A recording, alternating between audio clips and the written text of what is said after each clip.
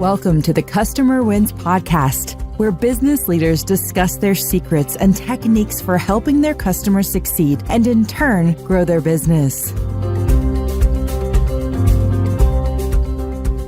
Hi, I'm Rich Walker, the host of The Customer Wins, where I talk to business leaders about how they help their customers win and how their focus on customer experience leads to growth.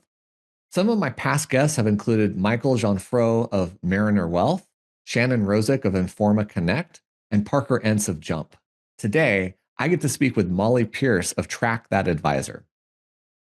And today's episode is brought to you by Quick, the leader in enterprise forms processing. When your business relies upon processing forms, don't waste your team's valuable time manually reviewing the forms. Instead, get Quick. Using Quick, you'll be able to generate completed forms and get back clean, context-rich data that reduces manual reviews to only 1 out of 1,000 submissions. Visit quickforms.com to get started. Before I introduce today's guest in full, I want to give a big thank you to Marie Loudon from Adventro. Go check out their website at adventro.com, advintro.com, and because they specialize in fractional sales and business development, especially for companies like mine. All right. Molly joined the financial advisory industry in 2017. She is passionate about helping advisors and their teams find efficient ways to track their data metrics and grow to their maximum potential. She's deeply committed to building strong relationships and takes a genuine interest in the success of every firm she works with. Her goal is for each team to feel supported and confident, knowing she is their trusted ally in all aspects of tracking. She resides in Arizona with her husband, Connor, and their 2 sons. They're zealous outdoor people and spend most of their time boating, hiking, running, riding in the sand dunes. Oh, we got to talk about that. Or just digging in the dirt outside with their boys. I got boys too, Molly. All right, Molly, welcome to the Customer Wins. Thanks for having me, Rich. I'm excited. I feel like we get along really well and have a lot in common. So this will be a fun one. And I hope to bring some education as well to the financial advisory world. Oh, definitely. I've been looking forward to this. So for the audience, if you haven't heard my podcast before, I just love to talk to business leaders about what they're doing to help their customers win, how they built and deliver a great customer experience, and the challenges to growing their own company. So Molly, I want to understand your business a lot better. How does your company help people? Yeah, I mean, I love the heart of what you're asking, Rich, because I really feel that as a culture and as a team, it's really at the core of who we are and what we do. And we're very customer-minded focused. And a lot of that comes easily for our team because we do have such good customers, truly. I feel like they are such family when we see each other, and it's like a distant cousin that you have so much fun with, but also really get to just dive deep into life with. So it's so much more than just the customer. So I do feel truly lucky that we have such good clients, and honestly, shout out to all our clients. They're amazing. I'm so thankful for them. I couldn't imagine being in a different industry because I just love who we serve and who we get to work with. So it's a little bit different what we do. And I feel like data in general gets a little bit of a bad rap, right? Like it's always boring or too complicated or convoluted. So we're kind of the self-proclaimed nerds a bit that get to make data really easy. So really the way we serve our clients is by taking data and really making it knowledgeable and useful. So it's not just this data lake where you think, okay, I have all of this information, but I don't really know what to do with it. We take it and mold it and craft it and personalize it. So it is a guide and it's a roadmap to say, great, my stick rate's here, my close rate's here, my average case size is here. You can see into your business, which is huge. I always really equate data similar to like a black light with scorpions. We're in Arizona, so it's very top of mind, especially this time of year. But you don't know what's out there until you start looking. And with data, it's the same way. So if you don't shine that spotlight on a specific area of your business, you really have no idea what's happening there. So you don't know what, maybe marketing channels you should avoid or what, advisors are maybe producing or not producing until you shine that spotlight. So we always say, get the black light out, as scary as it is, because you'll go and look for scorpions. And my sons love it. They think it's like scorpion hunting. It's a whole thing. We have a competition. It's wildly inappropriate, but it's amazing. And it's very much how we raise our kids. But you get the tongs, you get the scorpions. It's real fun. But really with data, it's you shine that black light, you find what you're looking for. You really get a chance to understand a bit more about the business. And that's really how we help, is just helping advisors, one, know their data, but also understand it, which is crucial. Okay, so look, I live in Austin, Texas. We have scorpions There too. we go. Yes. And moving from California 5 years ago, that was a new thing to me. I know there exists there.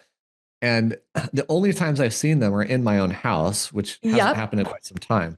I just want everybody to understand the black light, they illuminate bright green, like Yeah. neon green when they're lit up with a black light. They stand out so crystal clear. It It's is wild. uncanny. Yeah, It's it's wild. Have totally you been wild. stung yet? No, my mom has Oh, in her own okay. bed, but I haven't. Yes. Okay. There you go. They're always in the beds. It's a whole thing. It's a whole thing. Yeah. Yeah, we're going to scare everybody away from I Arizona and know no Texas one's now. going to come to Scottsdale ever again, even though it's like one of the best vacation places ever.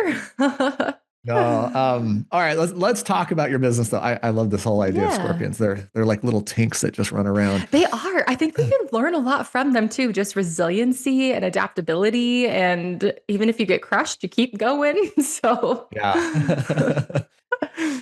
So I have a couple of things I'm curious about from your yeah. standpoint. First, I'm gonna ask this one first. The customer first mindset. Are Mm. you born with it? Do you develop it? How does your company Yeah. have it?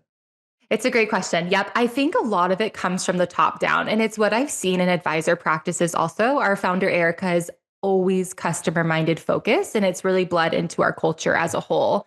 I think you by nature will find people that certain people will automatically think of others first and will automatically kind of put others before themselves. And whether that's from religion, whether that's from childhood, like I'm one of 6 children. So not often were we able to think about the individual. We always thought about the whole and the collective. And we were really taught, hey, you need to put others before and the needs of the collective group. And I think when I think about customers, that really was hounded into me, from my childhood, but also from our founder. And it's been just a really cool, navigation piece of my life that it's been interesting to watch when you put the customer first, what happens. And there's an amazing book out right now called Unreasonable Hospitality. It's getting kind of much more popular than it was when it initially launched. But I just think that has so many great nuggets. And it's just really, what values do you want your team to be known for? And I think a lot of times I always laugh because I always say I'm the worst salesperson on the planet, because at the end of the day, if I can help someone, but they can't afford it,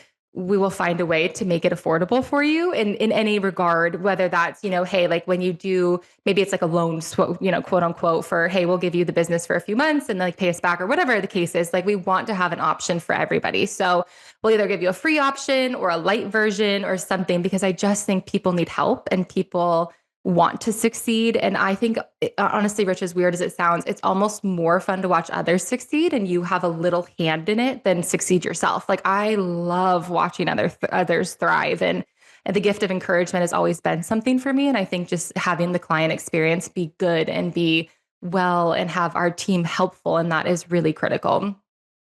I do think there's something to the giving mindset.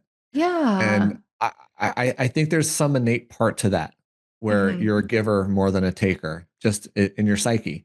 And maybe your Hmm. company culture attracts more givers than takers as a result.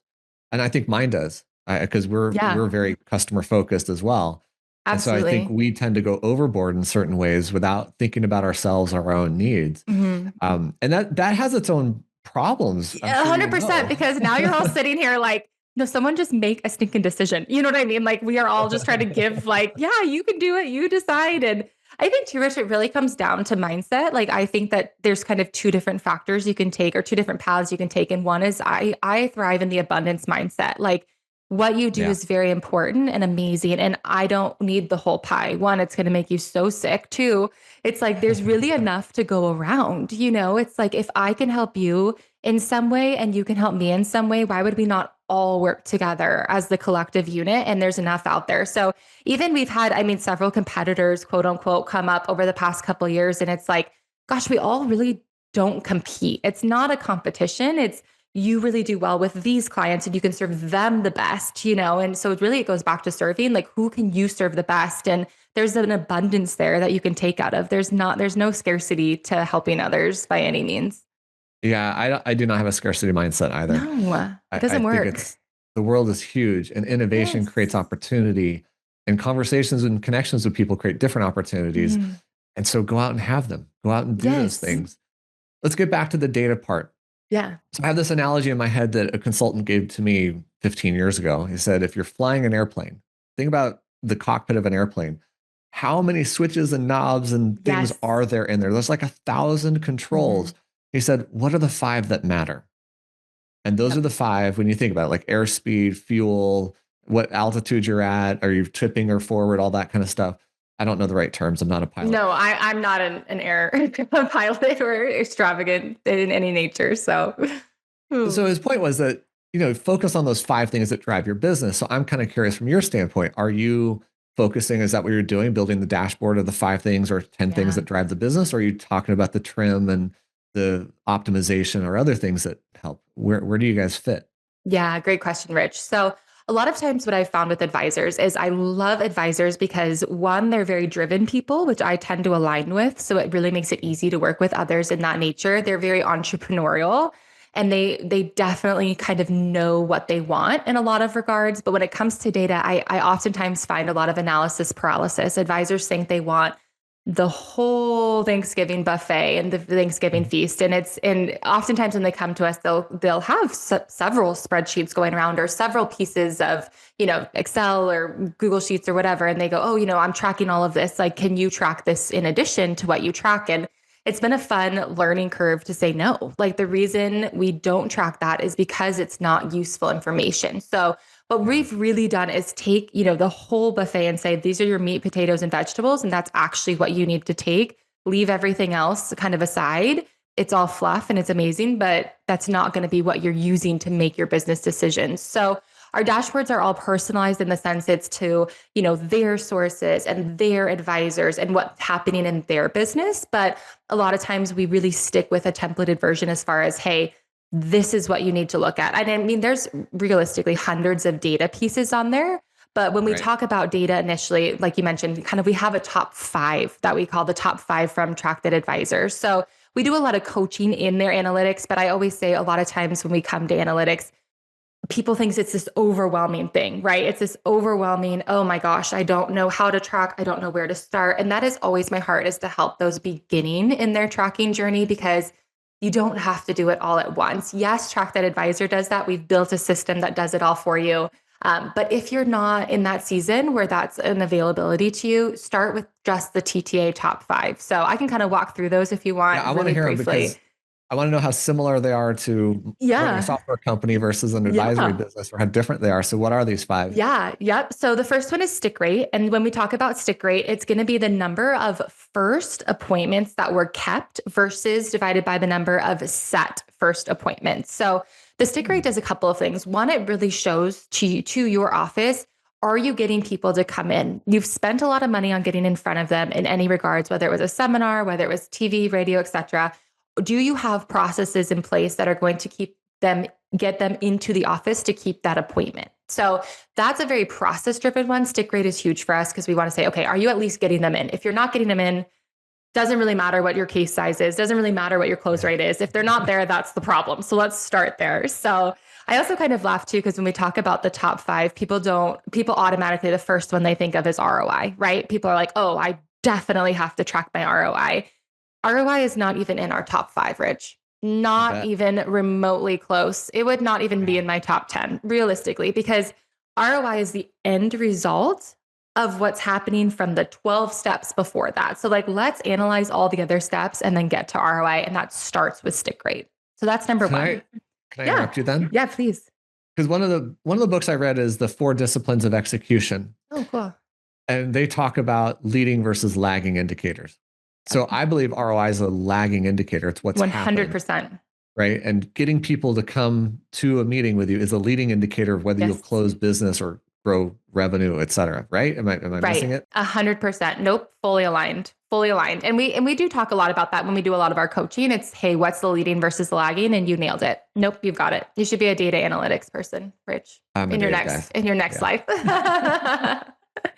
So stick rate's number 1.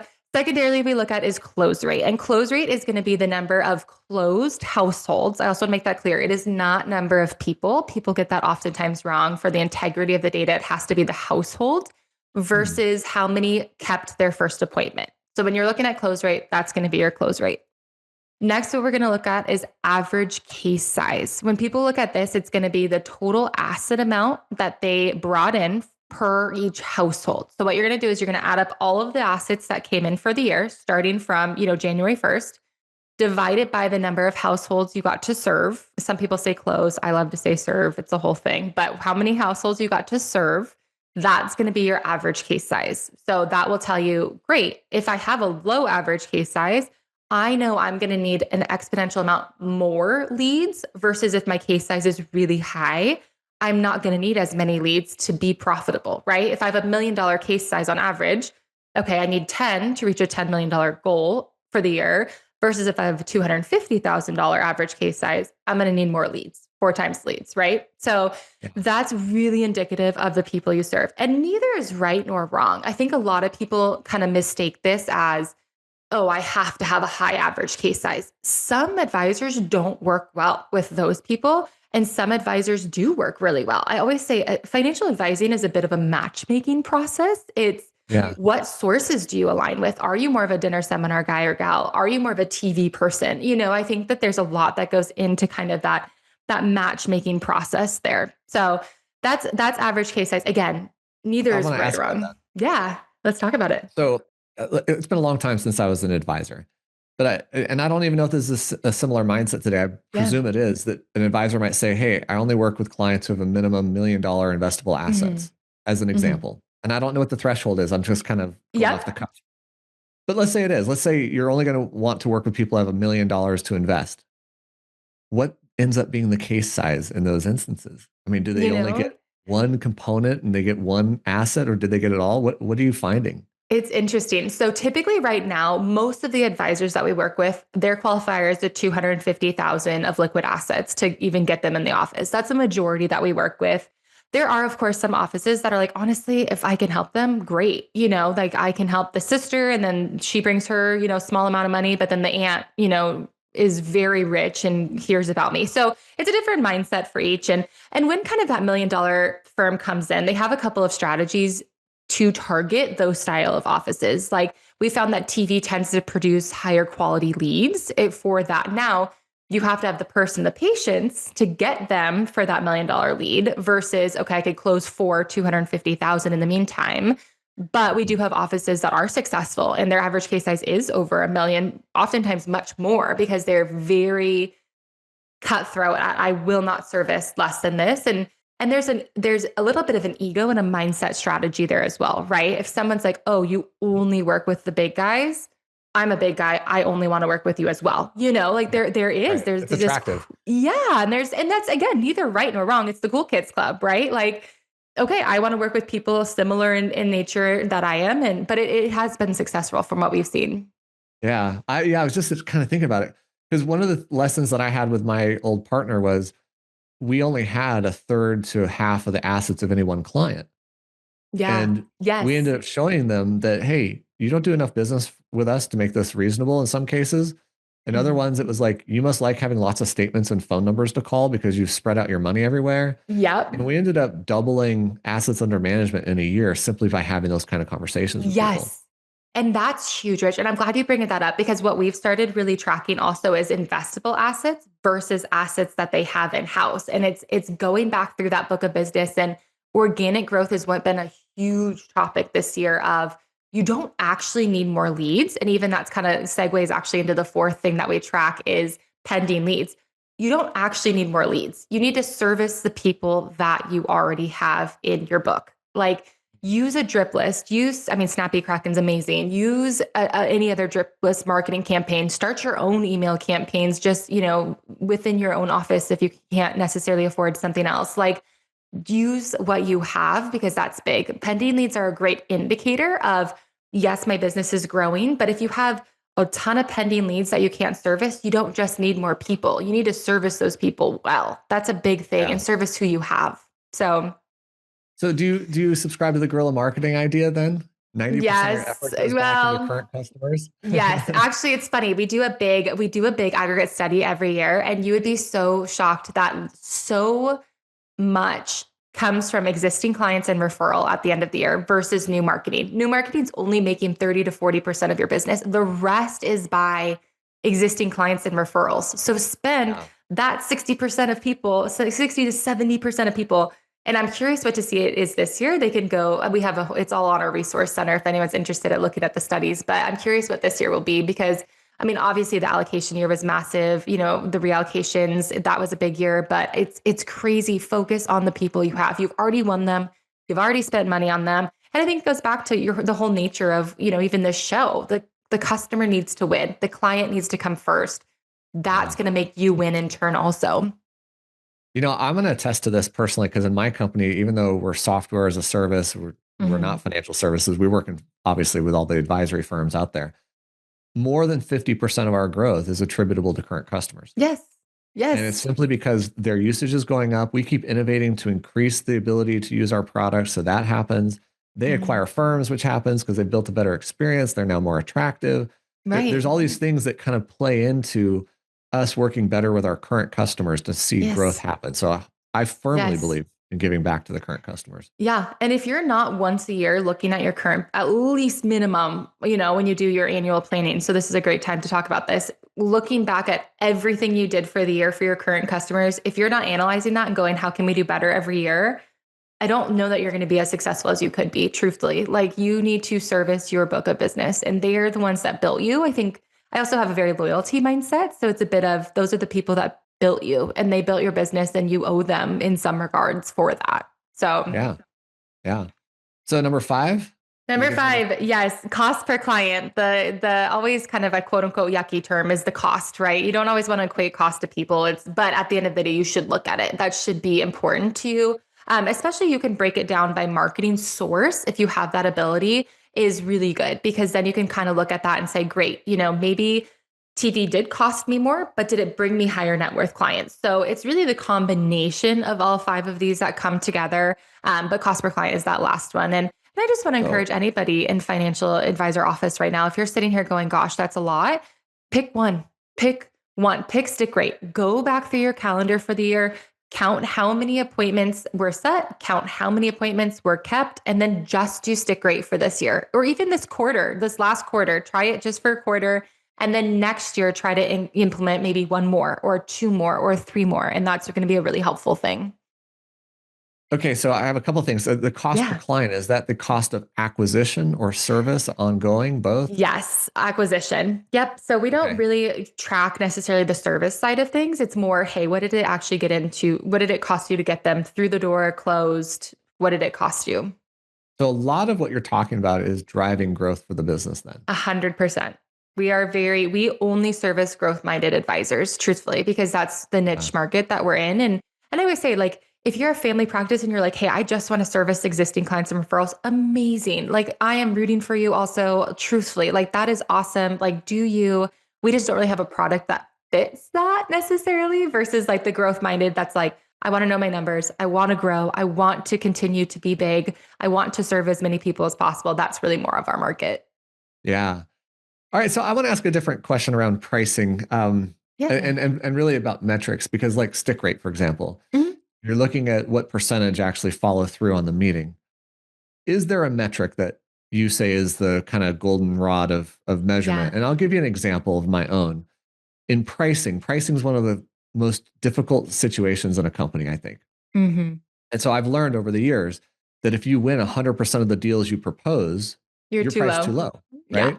So the goal is like 80%. That's kind of like the golden area of like, you should win about 80%, which by the way, is in conflict with being a customer first, because I love to tell my customers, I don't want price to be the reason we can't work together. Right. But then it's like, is there a light version you can give them? Is there something that you can offer, a free resource until they get there? But yeah, totally aligned. So is there a metric then that you're putting against these five to say this is an industry standard, or is it different by company type?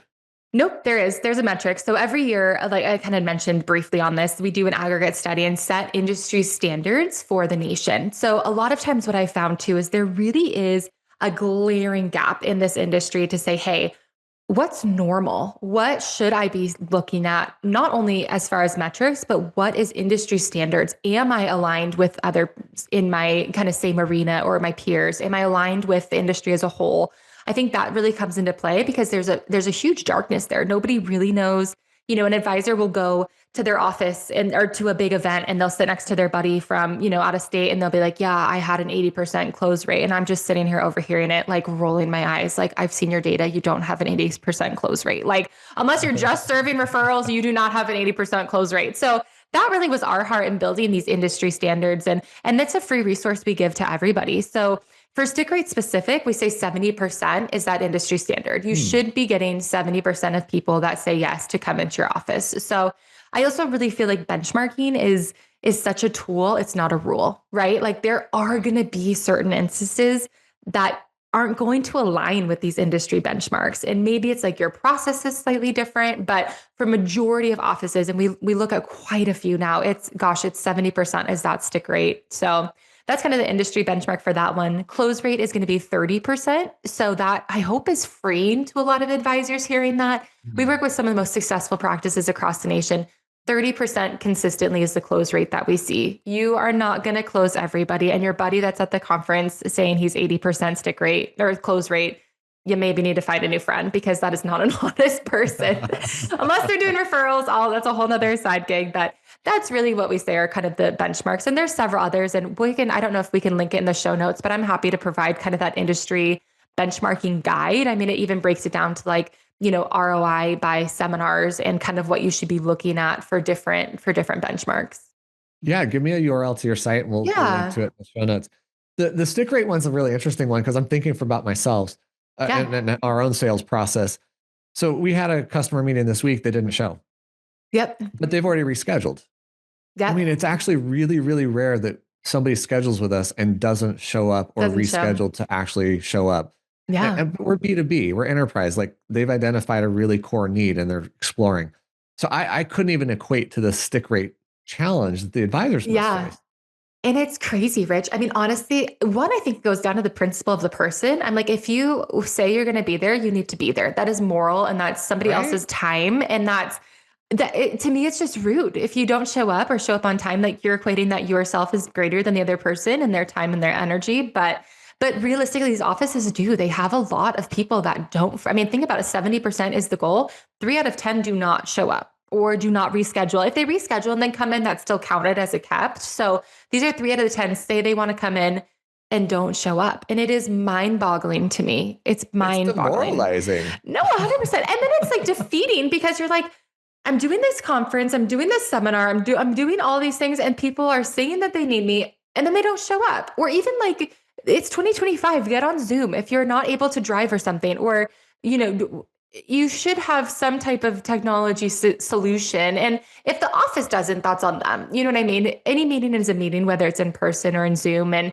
even the stats show, I mean, people do close on Zoom. It's not some people find it much more convenient. After 2020, the rules changed. It's not only for in person. And we've had several advisors so successful on Zoom. So, but yeah, it blows my mind. Yeah.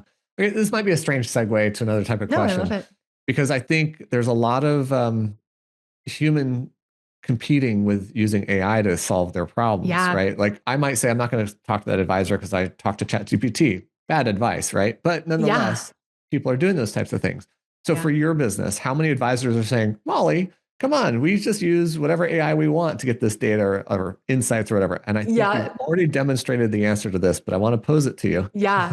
I'm interested. I love this question because I am always, I feel like I was born in the wrong generation because I'm probably the only one in my generation that does not like AI. And that's bad. And I really have struggled to learn it even because I'm just like, man, this is just not human, because I always think human connection is going to be our new source of currency, Rich. It really is. I mean, it's going to be the dollar for dollar what people will exchange for, because whether, it's service or time or anything of that need, because it's going to be so lacking. And I've already seen it in social media, and we are more connected, quote unquote, than ever before. And we are the most disconnected than ever before. And it really breaks my heart. So I know my poor kids are never going to have social media and it's going to be a whole thing, but it's also AI is an ends to a means. It can be a hugely beneficial tool to your business. I am not saying don't use AI. AI is very beneficial, but having that human element is absolutely come into key. And that's what we do is we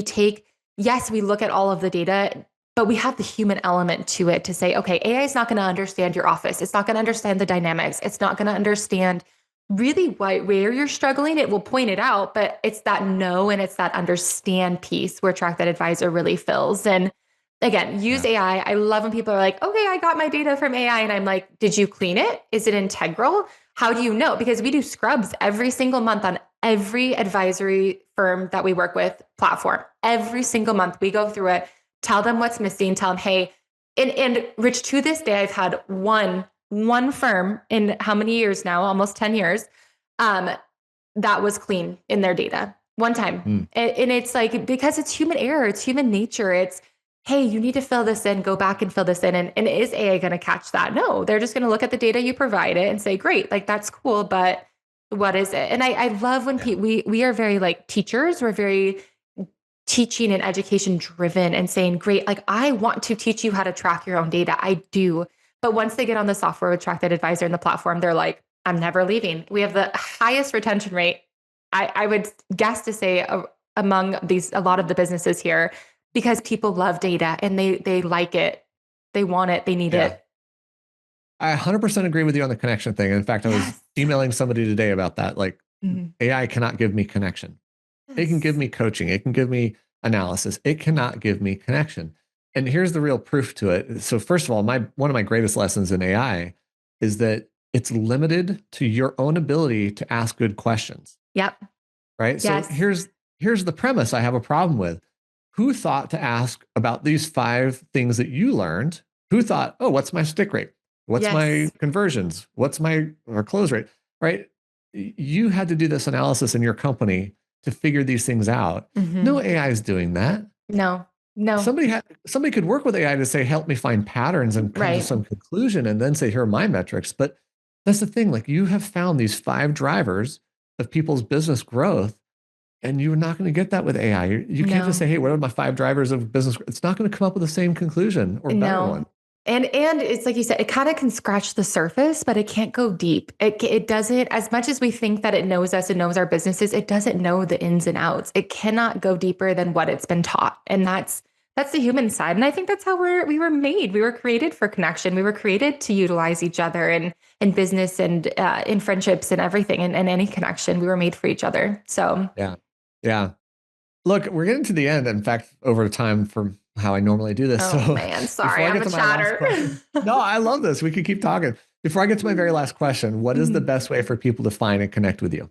Yeah, so I'm pretty active on LinkedIn. If people want to find me, it's Molly Pierce on LinkedIn. If they are interested in Track That Advisor services, you're welcome to go to our website at trackthatadvisor.com or email us hello@trackthatadvisor.com. We have a lot of resources too, and that's all housed on our website as well through the Resource Center. So if you sign up for that, there's a lot of amazing resources that you can get in, things from TV studies, what works, commercials, segments, all of the things, radio studies, aggregate studies. There's tons of things on that. But if you're just interested too and maybe having the benchmarking guide, feel free to email hello@trackthatadvisor.com and we'll get that over to you also. Oh, that is awesome. Yeah, I All love a right. good resource. I love asking this question. I ask it of most of my guests. So Yeah. who has had the biggest impact on your leadership style and how you approach your role today?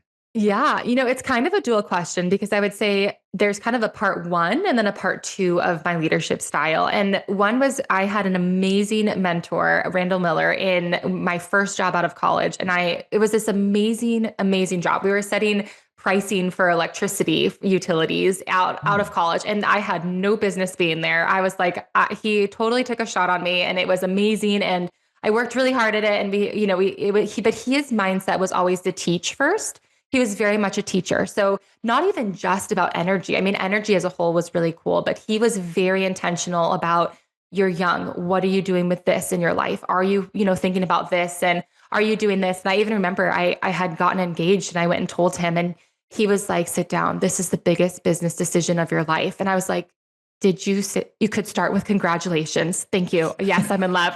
And but it was so good because he so cared for his people and where you were going to go in life beyond your job. And I think when it comes to leadership, that's really important to me is don't just care about the person sitting in the chair for who you're serving today.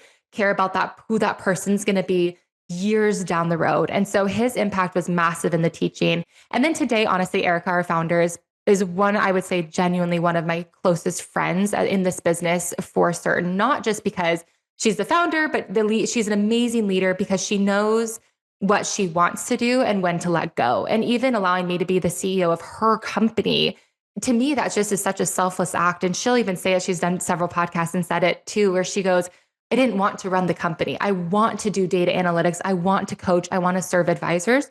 I didn't want to run a company. Yes, I started it, but I knew you would do a good job of running it. I trusted you. So I think leadership in that regard of trust and knowing what you want and what you don't want has been massive. And you just she just has impacted so many people with those decisions, not only my life, but our whole team, to just have that trust and go, great, go you guys. Like, I'm going to do this aspect of the business, which is hugely important aspect of the business, but it's what I like to do. And I trust you guys to do the rest. And so it's been a really cool thing to see for sure. So, and she's honestly just an amazing person. I always laugh, like, she's not much older than me at all, but I'm like, when I grow up, I want to be Erica Bali. So, and she's like the same age, but it's fine.